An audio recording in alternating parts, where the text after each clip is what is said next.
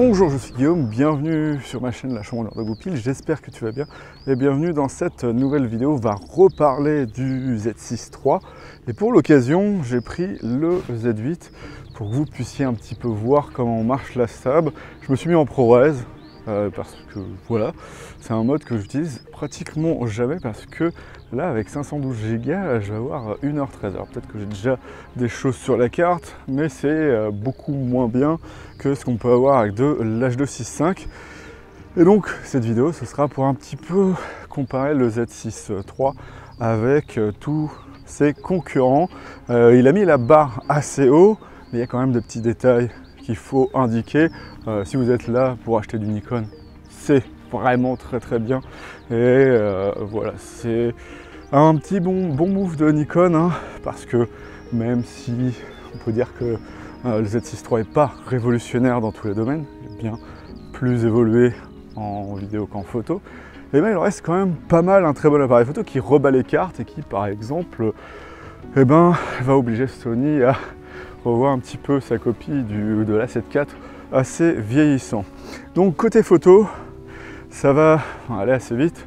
L'A7 IV est celui qui a le plus de définition, donc si vous voulez ça, c'est peut-être qui vous intéressera. Mais pour le reste, question rafale, question acquisition du sujet et tout ce qui va être disponible pour avoir quelque chose de correct, l'A7 IV n'a absolument rien.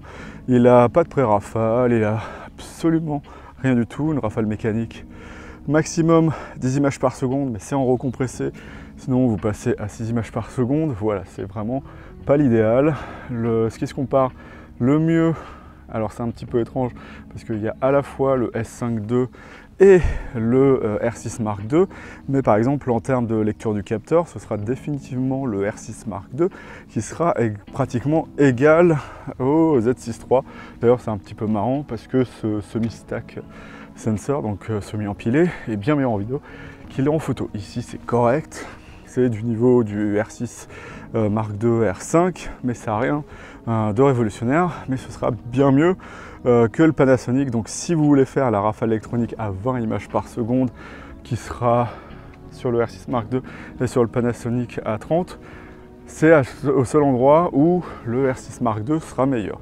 Lecture plus rafale 10 images par seconde plus élevé en électronique que le Z6 III avec un rolling shutter équivalent, mais pour moi un système autofocus qui du moins soit moins bon que ce que fait le Z8 aujourd'hui. Après, il y en a qui disent que le Z6 III n'est pas encore au niveau du Z8, mais c'est très probable que ce soit peut-être pour le sortir assez rapidement et qu'au fur et à mesure des générations de firmware, on aura un autofocus qui sera beaucoup plus compétent sur ce nouveau Z6 III. Mais c'est quelque chose à prendre en compte si vous voulez juste faire de la photo. On a quand même 24 millions de pixels, on a une dynamique qui sera à peu près équivalente à ce qu'on a sur un R6 Mark II, même nombre de mégapixels. Le seul avantage que va avoir par contre le... j'ai une araignée qui traîne. Le S5 II et S5 IIX, c'est qu'eux, ils ont la pré-rafale en RAW et c'est les seuls, à part le A9 III, qui ont ça. Ce problème, c'est le rolling shutter qui est plus élevé et qui causera un petit peu plus de problèmes. On a la pré-rafale sur le R6 Mark II et aussi sur le Z6 III, mais ça reste du JPEG, comme ce qu'on avait sur le Z8 par exemple, mais avec une définition un petit peu plus facile à utiliser que tout le temps de la PSC à partir du moment où on a 60 images par seconde sur le Z8. Là on aura pratiquement la même chose sur le Z6 III, mais que en JPEG, donc à partir de 30 images par seconde. Voilà, c'est ce qu'il faut prendre un petit peu en compte et on peut utiliser cette pré-rafale dessus, mais on n'aura pas du coup la pré-rafale en RAW et l'A7 IV fait de toute façon pas de pré-rafale de ce côté-là, donc côté photo c'est vraiment ça qu'il faudra un petit peu prendre en compte lorsque vous achetez ce Z6.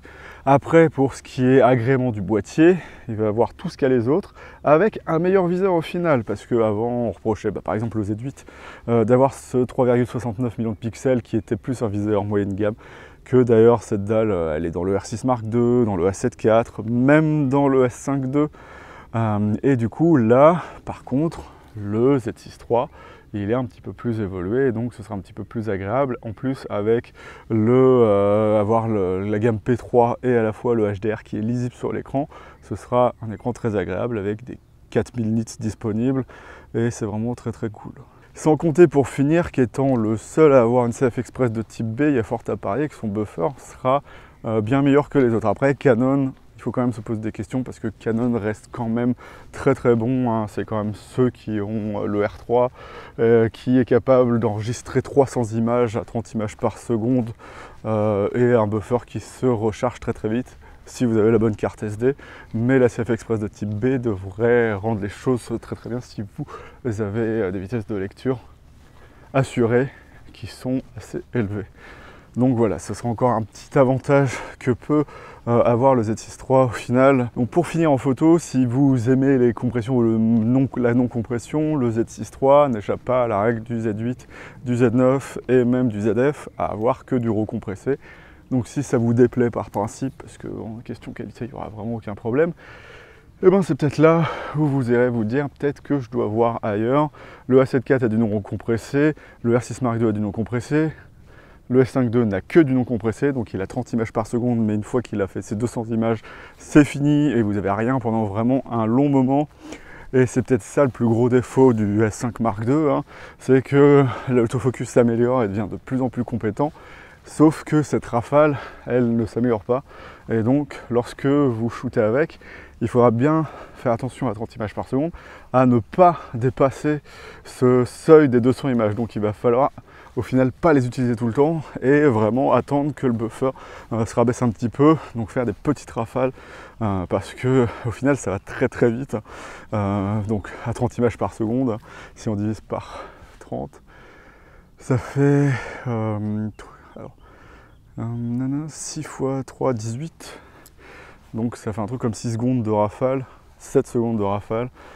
Et après vous êtes plus vraiment bon, donc il faut vraiment faire attention avec le S5 Mark II et 5 Mark IIX, ce qui aura peut-être pas du tout comme problème du coup avec le Z8 et son 24 millions de pixels et sa CF Express de type B, et même sa SD au final, si vous avez une bonne SD qui va avec. Passons à un sujet un petit peu plus controversé au final, hein, sur le Z6 Mark III, et je ne sais pas pourquoi, parce que l'appareil photo fera de très très bonnes vidéos, hein. Alors pour rappel, hein, ce qui le rend très intéressant, c'est ce capteur semi-empilé qui est bien meilleur en vidéo au final qu'en photo, qui lui donne un boost en lecture vraiment bienvenu.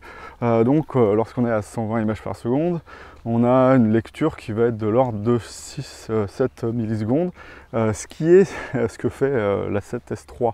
Voilà. C'est un petit peu moins bon lorsqu'on est en plein format, parce que le 120 est en APS-C, mais ce qu'il y a à dire du coup sur ce 120 images par seconde APS-C, c'est qu'il sera meilleur que par exemple ce que fait une FX30. Donc voilà, c'est quelque chose qu'il faut se dire au final, ce ne sera pas du niveau d'un A7S III, mais APS-C c'est quand même déjà très très bien, au moins en dynamique, et donc c'est là où il faut se dire que c'est quand même plutôt pas mal. Mais du coup la lecture sera en dessous des 10 secondes, ce qui reste quand même vraiment pas mal pour tout ce qui va être 4K, même 6K 60. C'est quand même assez impressionnant, et les modes étant oversamplés de ce 6K 60, on aura la même lecture lorsqu'on est en 4K. Donc c'est plutôt assez exceptionnel et c'est meilleur que ce que fait par exemple le Z8 en 8K, lui qui a un capteur complètement empilé. Donc voilà, c'est quand même quelque chose à dire sur le Z6 Mark III. Il y a plein de gens qui ont commencé à se dire que la dynamique est moins bonne à cause du fait que ce soit empilé. Bah non, pas du tout, parce que faire un raccourci comme ça, c'est un peu compliqué. C'est que les capteurs global shutter qui vont perdre leur dynamique vraiment énormément lorsque, lorsqu'on est en vidéo. Alors que là, c'est juste comme si on était en obturation électronique, et en vidéo, c'est toujours le cas. Donc il n'y a jamais vraiment de perte. C'est plutôt le log qui est assez spécial, et certains disent qu'ils devront changer parce que au final, on a quand même 14 diaph de dynamique, ce qui est pratiquement équivalent au Vlog au final, ce qui est quand même assez cool au final. Mais le SNR2, donc l'hypothétique signal bruit, le ratio de bruit dans l'image, pour avoir une image correcte, il donne une dynamique en dessous de 12, ce qui n'est pas vraiment très cool, hein. Généralement c'est 12,5 le standard, les trucs plutôt pas mal, comme par exemple le S5 II du coup. Mais au final, si vous ne retouchez pas le bruit, ce qui commence à vraiment être le cas, hein, un peu comme le fait de prendre des optiques un peu moins cliniques, il y a cette tendance aujourd'hui à prendre vraiment, à garder du bruit dans l'image, hein. Par exemple, si vous avez regardé Shogun, dans le noir, il y a du bruit de partout, et c'est assez esthétique, donc vous avez quand même accès à 14 diaphes qui sont pas propres, mais qui sont disponibles pour quand même retoucher l'image, ce qui est quand même vraiment très très bien, et ça ne vient pas de la lecture parce que tous les Nikon ont ça. C'est plutôt une limite du log en lui-même, mais rassurez-vous, parce que ce que les gens disent pas, c'est que ça reste quand même mieux que ce que fait le C-Log 3 de Canon, qui a un SNR2 de 11 stops, je le rappelle, pour une dynamique de 13 ou un truc dans le genre, ce qui est vraiment pas génial du tout. Donc voilà, ce qui est dommage, c'est que ça reste un argument pour beaucoup. Voilà, je suis en train de filmer avec le Z8 ici. Il faut vraiment y aller pour constater que j'ai vraiment une qualité différente, à part peut-être dans les couleurs, qui sont plus fidèles d'ailleurs que celles de n'importe quel appareil photo ou caméra que j'ai utilisé. Parce que moi j'ai vraiment l'impression d'avoir les couleurs que je regarde quand j'ai mon Color Space Transform, puisque mes LUT sont faits à partir de Color Space Transform. Il n'y a aucune altération due au fabricant dessus. Je fais vraiment mes LUT moi-même. Je resature canal par canal pour avoir un vector scope qui est à peu près convenable.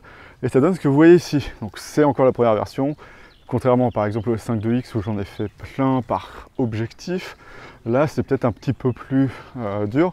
Mais voilà, ne vous inquiétez pas, avec le Z6, il aura une dynamique quand même capable, et c'est pas moins bon que le ZF, que le Z8, que le Z9, et avant que le Z6 II lorsque il y avait la Tomos branchée dessus.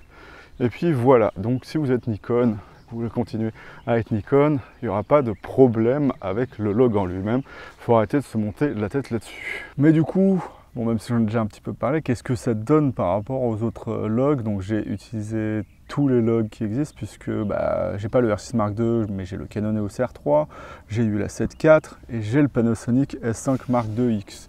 Et du coup, le Nikon log, donc le N-Log, je l'ai sur le Z8, qui a une dynamique parfaitement équivalente à ce que fait le Z6 III. Et pour moi, ça marche quand même de manière convenable, hein. C'est dans la limite de l'acceptable, puisqu'en général, tous les logs vont à 14 diaphes et un petit peu au-dessus.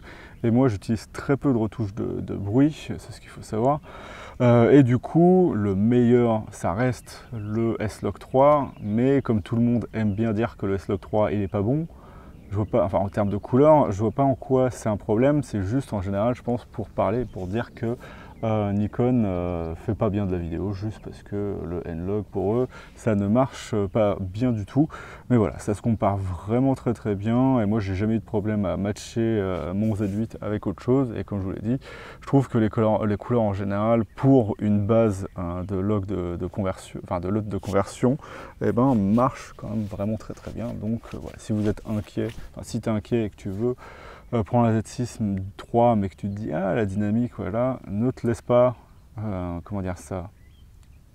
dire des choses par les gens, teste ça par toi-même et je pense que tu seras satisfait au final, hein. Ça marche vraiment très très bien. Il y a d'autres choses qui sont problématiques sur le Z6 III comme sur tous les Nikon, mais c'est pas de ce côté là que moi je me poserais vraiment des questions.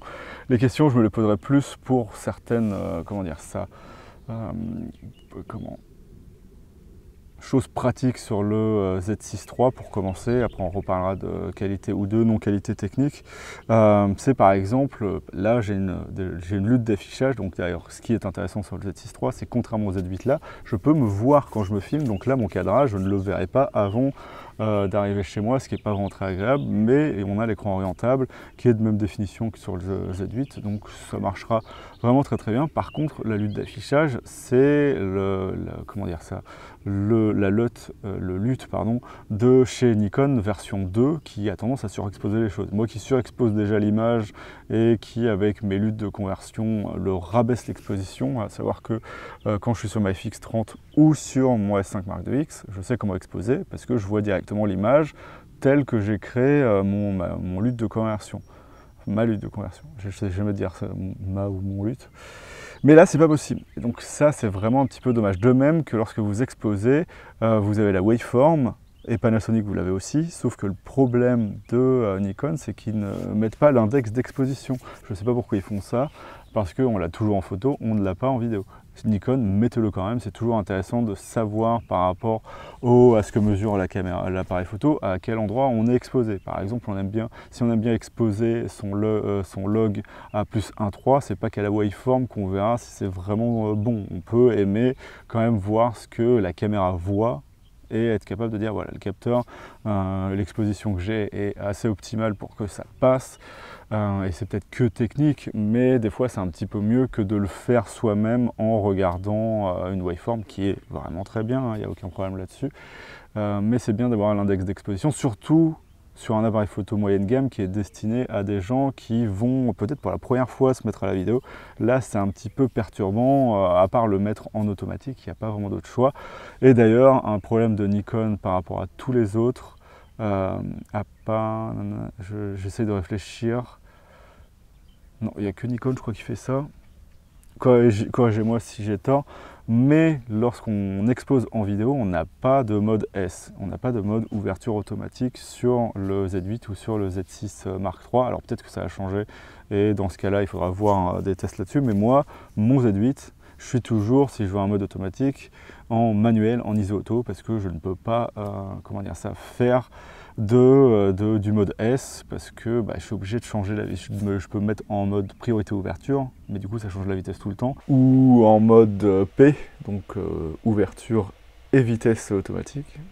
Donc la règle à peu près des 180 degrés, même si on n'a pas les angles d'obturation dessus, n'est jamais respecté. Donc c'est un petit peu dommage de ce côté-là. Et la concurrence fait beaucoup mieux. Alors chez Sony, ça dépend des caméras, mais l'A7 IV ne le fait pas de toute façon. La règle des 180 degrés, parce que le PSAM est parfaitement respecté chez Sony. Le S5 Mark II est le meilleur de ce côté-là.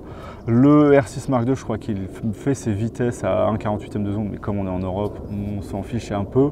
Et si vous ne le savez pas, l'utilité d'avoir les 180 degrés d'obturation, c'est de toujours avoir le double de la vitesse à chaque fois que vous choisissez un nombre d'images par seconde, alors que par exemple sur un Nikon, si vous passez à 120 images par seconde, il va se bloquer à 120 ou un petit peu plus, mais il faudra le remettre à 240 par exemple ou au-dessus, pour que ça marche vraiment bien, alors qu'avec l'obturation à 180 degrés, ça se fait automatiquement. C'est ça l'intérêt de tel mode, et vous pouvez changer automatiquement votre effet de flou de mouvement en changeant le degré, et ça sera toujours le même suivant ce que vous avez choisi. Et là, c'est pas présent. Et c'est juste un petit peu dommage, mais rassurez-vous, il n'y a que Panasonic qui fait ça au final. Après, une chose que vous allez trouver intéressante sur le Z6 III, c'est vraiment les compressions différentes qui vont être dans le boîtier. Et oui, c'est vraiment très intéressant, mais c'est un petit peu étrange dans un sens, parce qu'on a des choses très intéressantes comme avoir le N-Log RAW surtout, en 6K 60p, mais on n'a pas la 6K 60p en par exemple H265, ce qui pourrait être intéressant si vous n'avez pas de place sur votre carte. Là, c'est pas disponible. Le S5 Mark II est capable de faire ça, mais il n'est pas capable par contre de faire du RAW interne en 6K OpenGate par exemple. D'ailleurs, le Z6 Mark III n'a pas l'OpenGate, c'est un petit peu dommage aussi. Mais du coup, le problème, c'est que vous avez plein de types d'enregistrements différents, mais vous n'avez pas une variété énorme dans chaque domaine. À savoir que si vous voulez les 60p en 6K, vous êtes obligé d'être en NRAW. Le ProRes n'a pas n'a pas toutes les définitions, ce qui est un petit peu dommage. Et lorsque vous êtes en H265, vous êtes en 10 bits, mais vous êtes en 4.2.0. Et vous êtes en long up. Vous n'avez pas de choix comme chez Sony d'avoir des modes un petit peu plus évolués, donc soit du 4.2.2, un débit un petit peu plus élevé. Non, là c'est forcément forcément du 4.2.0 et vous ne pouvez pas avoir de l'H264 en 10 bits, ce qui est un petit peu dommage parce que si vous voulez un bon compromis entre place sur la carte et lecture sur un ordi, c'est bien d'avoir de l'H264 en 10 bits, ce qui n'est pas présent ici. Vous aurez toujours de quoi faire des choses intéressantes, mais vous vous sentirez peut-être un petit peu frustré parce que vous êtes toutes disponibles, mais pas dans tous les types d'enregistrement et de codecs différents. C'est ça qu'il faut savoir. Par exemple, chez Panasonic, on peut avoir une variété de choses dans plein de choses différentes. Par exemple, tous les 4K sont disponibles à la fois en sur le S5 2X en tout cas, en ProRes, en H265, en H264, en All Intra, et en long up, voilà, tout simplement.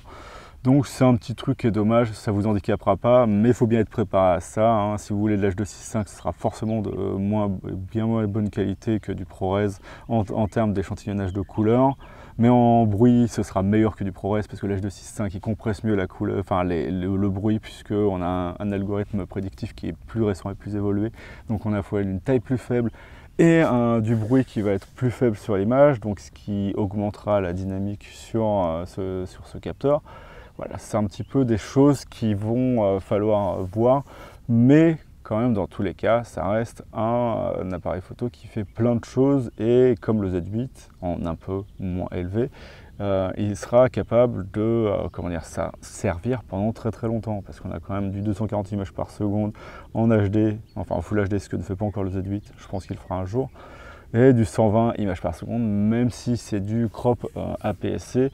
Et d'ailleurs, ce qui est bien avec le Z6 III, c'est que si vous voulez filmer avec des optiques Super 35, que ce soit PL ou n'importe quoi, eh ben, on aura une très très bonne, on aura tout, donc du 120 fps au 24, le tout avec un très bon rolling shutter en APS-C, déjà qu'il est très bon en plein format, et c'est vraiment très très bien de ce côté-là. Ça fera de cet appareil photo quelque chose de vraiment utilisable dans beaucoup de situations différentes. Je n'ai pas parlé du R6 Mark II ici, qui est un petit peu spécial, et c'est le seul à faire de la 60 images par seconde en plein format, comme maintenant du coup le Z6 III.